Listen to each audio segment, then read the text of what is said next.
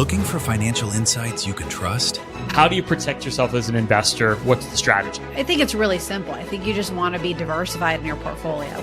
The Payne family brings real-world experience to every conversation.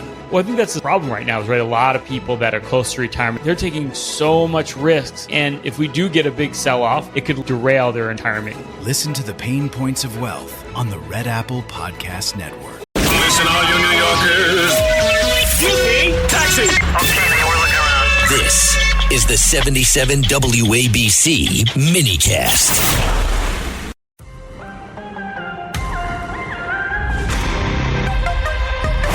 It's the Joe Concha Tunnel to Towers Foundation Sunday morning show. Now, here's Joe Concha.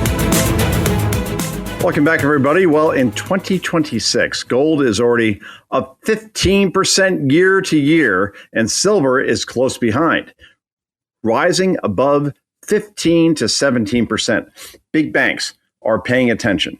JP Morgan just raised its gold forecast to $6,300 an ounce by year end.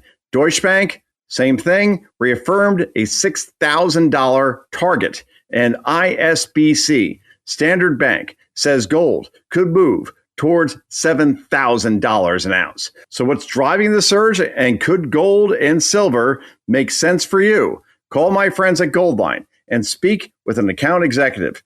Goldline has been in business since 1960 and is owned by a Fortune 500 company and offers competitive pricing with free insured delivery. And yes, physical gold and silver can be added to an IRA. For my listeners only, Goldline is offering an exclusive discount on historic American gold coins. Call 1-800-757-GOLD and mention Joe. That's 1-800-757-4653. Don't wait. Call now.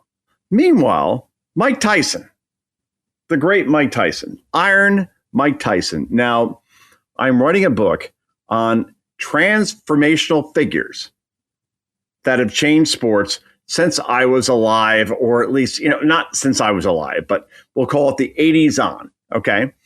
And that goes with Michael Jordan, obviously. It goes with Mike Tyson, obviously. It goes with Tiger Woods.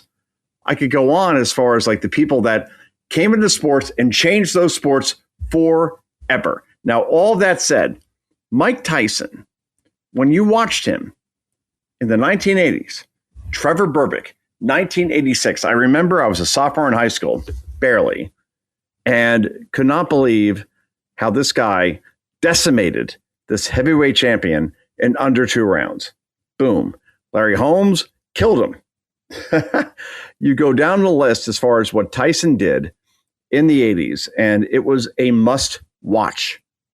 Until he got beat by, of course, Buster Douglas, 42-1 underdog in Tokyo, and that was the end of that. But for 3 years, 4 years, when Tyson fought, and here's the thing, you knew he would win.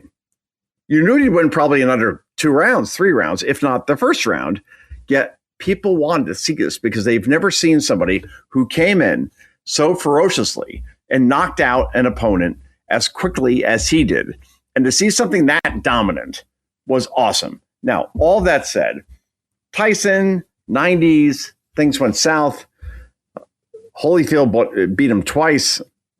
Holyfield was not exactly the best fighter as far as being fair, bit his ear, and then obviously Tyson bit him back. We all know about that, and that was the end of that. But here is Mike Tyson in terms of talking about Donald Trump and his loyalty to him, because Mike Tyson came out today with a PSA, which is a public service announcement on bad food, particularly fillers, artificial fillers that really can make people sick. And Tyson felt that firsthand.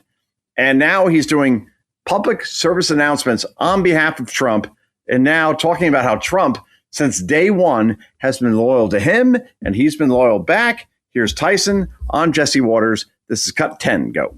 But listen, my whole experience with President Trump is that he's just a genuine, real person. If he got your back, he's with you 100%. Yeah, he's a loyal guy. That's my experience with him. Yeah. That's why I'm for him 100% because he's never been nothing but for me.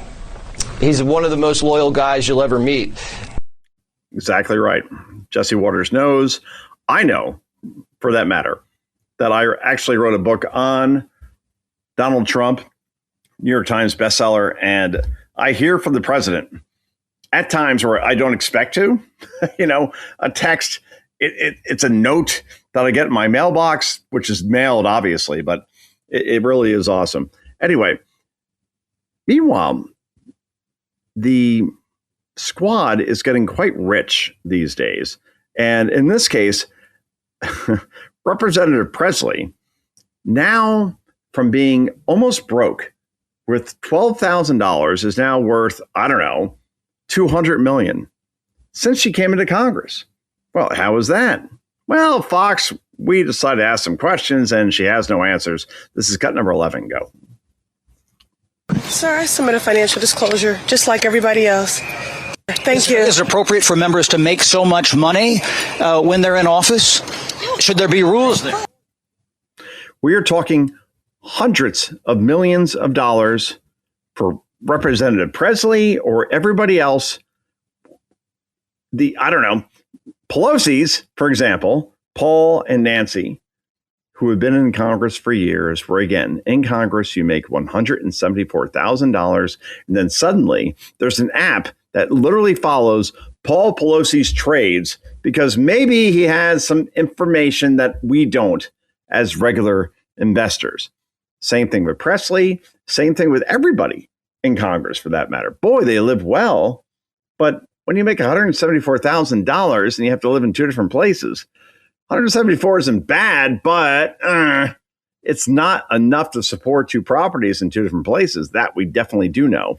Anyway, that's where we are right now as far as Congress, and no one is to be trusted. Anyway, this is Joe Concha. This is the Joe Concha Show. Back with someone. Looking for financial insights you can trust? How do you protect yourself as an investor? What's the strategy? I think it's really simple. I think you just want to be diversified in your portfolio. The Payne family brings real-world experience to every conversation. Well, I think that's the problem right now, is a lot of people that are close to retirement, they're taking so much risks. And if we do get a big sell-off, it could derail their retirement. Listen to the Pain Points of Wealth on the Red Apple Podcast Network.